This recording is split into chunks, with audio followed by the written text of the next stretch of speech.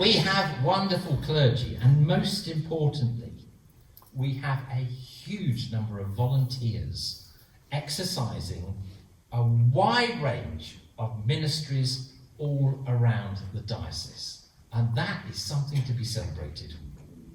However, there are still a lot of people who might be unsure of where they can contribute, how God might be calling them, and they're struggling with all sorts of questions. What should I be doing in my local church? How can I contribute? Where can I play my part? How can I help God's kingdom grow? And how can I support my local church? Now, when we start with the question of where do I fit in? Where do I fit in? It's often because we're trying to find the place where we might be useful, where we hope that we will find it fulfilling, and also our gifts and our own skills would be used. Now, part of my role as vocation team leader is to sort of help unpack and explore with people how God might be calling them. And in those conversations that I have, it isn't very long before the words calling and vocation come up. But one of the things that I've found in the time I've been doing this role is that there is a lot of mystery around those two words of calling and vocation. Generally, people seem to think that it is some special thing about having a calling or a vocation that is only for super spiritual, holy individuals. And that's not them. So they close down. So this morning, what I want to do is just start off by debunking half a dozen myths about what calling and vocation is. And we can put those straight in the bin. First one, it was the Bishop of Leeds, Nick Baines. He once said this: "The call of God is and has always been very clear. It is not primarily for me or for us, rather it is to me, to us, but for the sake of the world and the church through whom the world is to be reached." So in effect, we're not the ones that necessarily benefit from our own calling. Now that doesn't necessarily mean it's for our own sense of fulfillment either. Rather, it is for the benefit of the world. It is for the benefit of the church reaching the world that God gives calling and vocation. Second one, if I respond to what God is calling me to do, it might take away my freedom. People can worry that if I give myself over to this vocation, to this calling, I will lose the freedom of choosing what I want to do. I wonder though whether the world's understanding of freedom is actually all that it's cracked up to be. Sometimes people think they're living freely, but they become trapped by their work, by owning possessions, by their career, doing everything on their bucket list. They get controlled by it. Instead, being answerable to God's call can be very liberating, even though that might sound a little bit counterintuitive. You know, there is a reason that Augustine prayed, "To serve you is perfect freedom." To serve you is perfect freedom. If you think of the parable of the son, the prodigal son, sure, yeah, when he went and left the father's house, he had freedom, but it didn't last very long. It never could. It was when he came to his senses and came back and came to the father's house to return to the comfort and the responsibilities of his father's house that he started to understand what true freedom was all about. So rather than taking your sense of freedom away, responding to God's call actually bring us to a place of true freedom. Third one, a vocation is for special, super holy Christians chosen by God for special, super holy jobs. Often when people talk to me about calling a vocation, they have a really narrow understanding of what vocation is. Because they seem to default to the idea that a vocation equals priesthood. That is what vocation is. That is just plainly wrong on so many levels. Firstly, I don't know many clergy, and I know quite a lot of clergy, I don't know many clergy that are super special holy Christians. Secondly, give your pebbles in now. Secondly, a vocational calling from God is far, far wider than just the priesthood. It's not just for a few. It is for everyone. Everyone has a calling. Fourth one, my vocation must be my job. Now, it might be true, but it's not necessarily the case. Often a particular type of paid work might not feel like the thing that God is calling you to do, but it is the only way of earning money to put food on the table.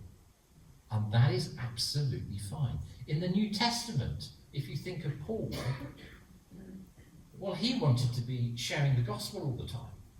But there were times when he still had to work making tents. And that's fine. Often, though, it is the unpaid activities, those things outside of work that go around our work, that are where our vocations take shape and are worked out. Fifth myth. Fifth myth? That's correct. Fifth myth.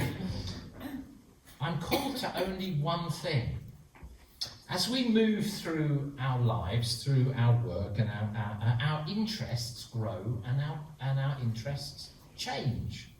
And the same is true for our vocation that God calls us into. I mean, after all, what did Jesus do before he was 30? There was a change there, wasn't there?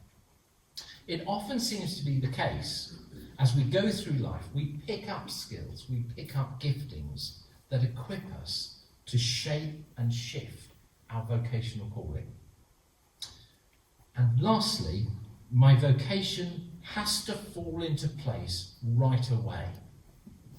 That's one that I come up against again and again and again. In our fast-moving technical age, it's easy to be impatient. And it's easy to be impatient when it comes to vocation. Why isn't it happening immediately?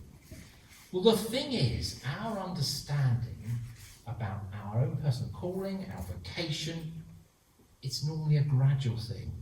It will involve encouragement from friends, from people that know us. It will need some form of discernment, and that can be a short period or it could be a long period. All that takes time, and we need to be patient and not be too concerned that we're getting too old to do something. I mean, Moses had his bus pass for many years before he was called. So, a vocation is not something that I will always find most fulfilling. It's not something that will take away my freedom. It's not just for special, super holy people.